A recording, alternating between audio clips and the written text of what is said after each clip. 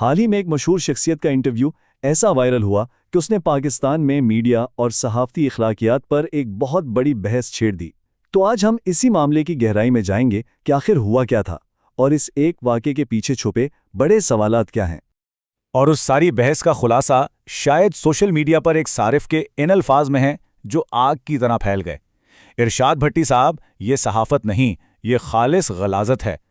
اس ایک جملے نے جیسے عوامی غصے کو ایک زبان دے دی اور اس پورے تنازع کی بنیاد رکھ دی۔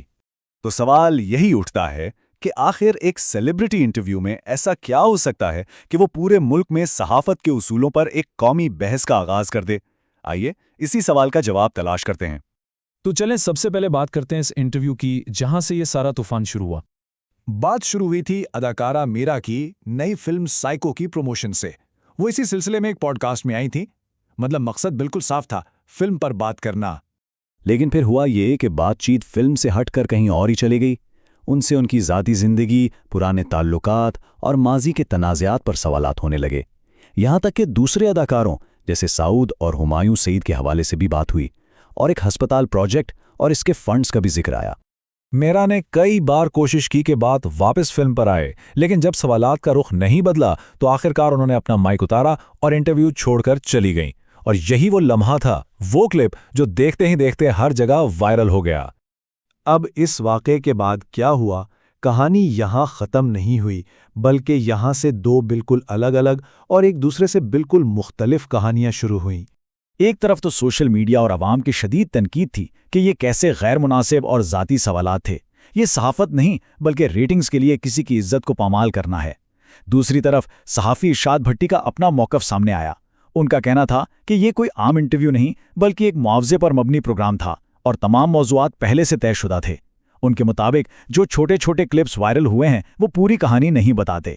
یہ معاملہ صرف آن لائن تنقید تک ہی محدود نہیں رہا۔ میرا کی اپنی انڈسٹری یعنی انٹرٹینمنٹ انڈسٹری نے بھی اس پر ایک بہت مضبوط رد عمل دیا۔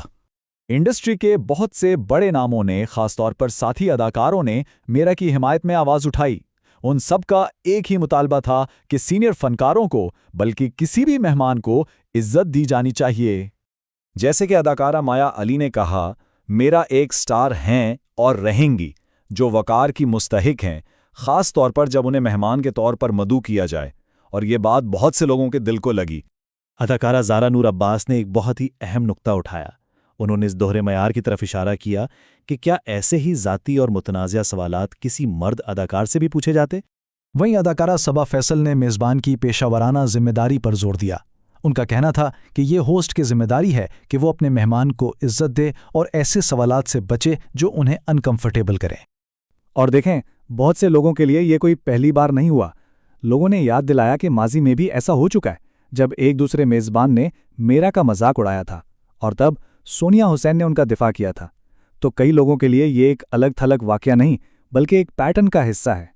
اب ذرا اس ایک واقعے سے نکل کر بڑے منظرنامے کو دیکھتے ہیں، کیونکہ یہ صرف ایک انٹرویو کی کہانی نہیں، یہ پاکستان کے پورے میڈیا کے ماحول میں موجود کچھ بڑے اور گہرے مسائل کی طرف اشارہ کرتی ہے۔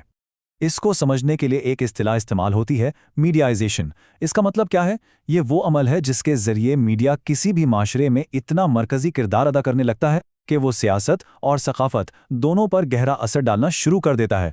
پاکستان کے حوالے سے 2018 کی ایک اسٹڈی نے بڑی اچھی طرح سے ان عوامل کی نشاندہی کی تھی جو میڈیا کے کردار پر اثر انداز ہوتے ہیں، جیسے صحافیوں کا ذاتی فائدہ، میڈیا مالکان کے اپنے مفادات، اشتہار دینے والوں کا دباؤ، سیاسی پارٹیوں کے ایجنڈے، اور یہ سب مل کر خبر کی شکل بدل دیتے ہیں۔ اور سچ تو یہ ہے کہ پاکستان میں میڈیا کا کسی ایک طرف جھکاؤ ہونا کوئی نئی بات نہیں ہے، اس کی ایک پوری تاریخ ہے۔ تقسیم سے پہلے مسلم پریس ایک کمیونٹی کی آواز تھا۔ 1947 کے بعد اخبارات سیاسی جماعتوں سے جڑ گئے۔ 70 کی دہائی میں پیپلز پارٹی کے حامی اخبارات تھے، اور پھر 2002 کے بعد جب پرائیویٹ میڈیا کا سیلاب آیا تو ہر چینل کا اپنا اپنا ایجنڈا سامنے آنے لگا۔ تو پھر اس سب سے، اس پورے واقعے سے ہم کیا سیکھتے ہیں؟ الزام تراشی سے ہٹ کر اس کا اصل مطلب کیا ہے؟ اس واقعے نے ایک پرانی بحث کو پھر سے زندہ کر دیا ہے، اور وہ بحث ہے میڈیا کے لیے ایک باقاعدہ ضابطہ اخلاق کی۔ یعنی کیا میڈیا کو خود اپنے لیے کچھ اصول و ضوابط بنانے کی ضرورت ہے تاکہ ایسے واقعات دوبارہ نہ ہوں؟ اگر ہم صحافتی اخلاقیات کی تاریخ دیکھیں تو اس کے مختلف مراحل رہے ہیں۔